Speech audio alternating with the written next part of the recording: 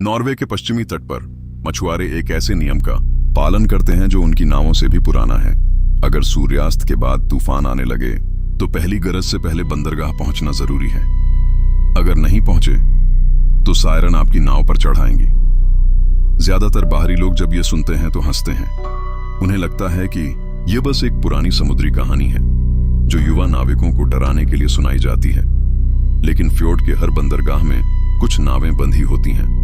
ऐसी नावें जो वापस तो आ गईं, लेकिन उनके दल के लोग कभी वापस नहीं आए। एरिक हाल्वोर्सन 20 साल से फ्योर्ड में मछली पकड़ रहा था। उसने यह कहानियां पूरी जिंदगी सुनी थी। फिर भी उस शाम वह समुद्र में उतना देर तक रुका रहा जितना उसे नहीं रुकना चाहिए था। समुद्र शांत था, बहुत ज्यादा शांत। पहाड़ों के ऊपर आसमान अजीब सा लोहे जैसा धूसर हो गया था और हवा में गीले पत्थरों जैसी तेज गंध थी।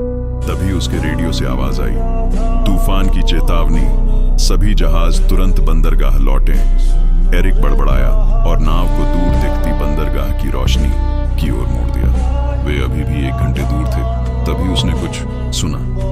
पहले यह ऐसे लगा जैसे कांच की बोतलों के ऊपर से हवा गुजर रही हो। पानी के ऊपर तैरती हुई एक हल्की कांपती हुई धुन। एरिक का पेट अंदर तक सिमट गया। गाना, नाव के चारों ओर का पानी लहराया, कुछ फीका सा पानी के नीचे से फिसल कर गुजरा।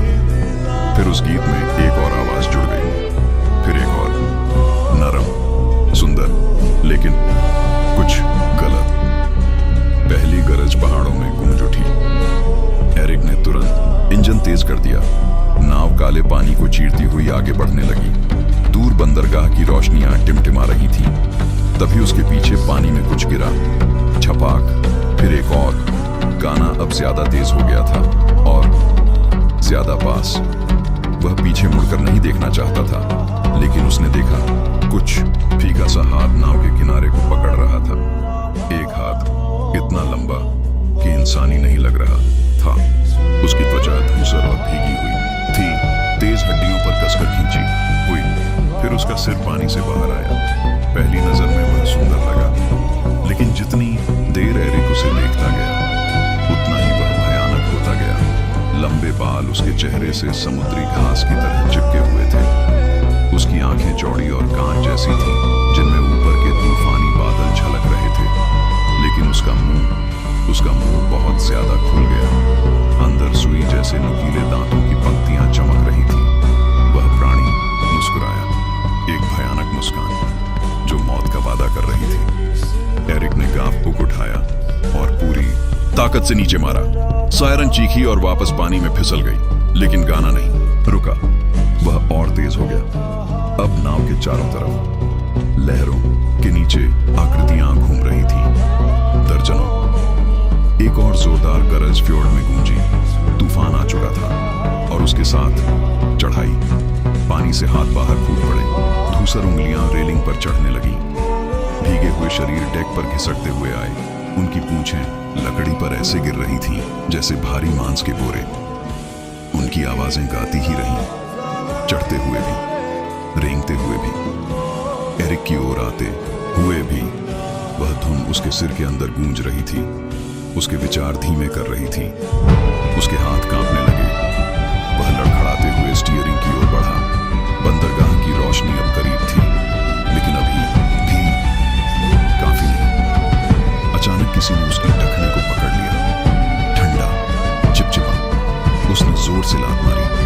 उसके बूट के नीचे हड्डियों के टूटने की आवाज आई। एक सायरन फुफकारती हुई आगे झपटी। उसके जबड़े उसके पैर से बस कुछ इंच दूर बंद हुए। उसकी सांस चढ़ी हुई नमक जैसी बदबू दे रही थी और उसके पीछे और भी सायरन डेक पर चढ़ गई, बहुत ज्यादा। तूफान में बंदरगाह का हॉर्न गूंज उठा, बस थोड़ा और। एरिक ने इंजन को पहले से ज्यादा जोर से धकेल दिया। नाव पूरी तरह कांपने लगी, लकड़ी चटकने लगी। सायरन गुस्से में चीखने लगी। एक उस पर झपटी। उसने हुक फिर घुमाया। खून के छींटे केबिन की खिड़की पर फैल गए। काला, गाढ़ा, वह प्राणी फर्श पर तड़पते हुए गिर पड़ा। एरिक ने केबिन का दरवाजा जोर से बंद कर दिया। अब बंदरगाह की रोशनियां सिर्फ कुछ 100 मीटर दूर थी। घाट, सुरक्षा, इंसानों की आवाजें, लेकिन तूफान और उग्र हो गया। लहरें नाव से टकराने लगी और सायरन हर जगह थी। डेक पर दरवाजे की ओर रेंगती हुई, खिड़कियों को नोचती हुई। अब उनका गाना बदल गया था। अब वह सुंदर नहीं था, अब वह भूख जैसा लग रहा था। एरिक ने नाव को सीधे बंदरगाह की ओर मोड़ दिया। उसे एक पल के लिए उम्मीद हुई कि वह बच जाएगा। तभी एक प्राणी केबिन का दरवाजा तोड़कर अंदर घुस आया। उसकी आंखें एरिक पर टिक गईं। उसका मुंह किसी भी इंसान से ज्यादा चौड़ा खुल गया और फिर उसने गीत का आखिरी सुर फुसफुसाया, एरिक के कान के बिल्कुल पास। कुछ सेकंड बाद नाव बंदरगाह के घाट से टकरा गई। मछुआरे बारिश में बाहर दौड़े। इंजन अभी भी चल रहा था। डेक खून से ढका हुआ था। केबिन का दरवाजा खुला हुआ था, लेकिन अंदर कप्तान की सीट खाली थी। कुछ रातों में जब नॉर्वे के फ्योर्ड्स पर तूफान आता है, मछुआरे कहते हैं कि उन्हें बंदरगाह के ठीक बाहर से गाने की आवाज सुनाई देती है और कभी कभी पानी के ठीक नीचे कुछ फीका सा तैरता दिखाई देता है, इंतजार करता हुआ अगली नाव के लिए जो समय पर बंदरगाह नहीं पहुंच पाती।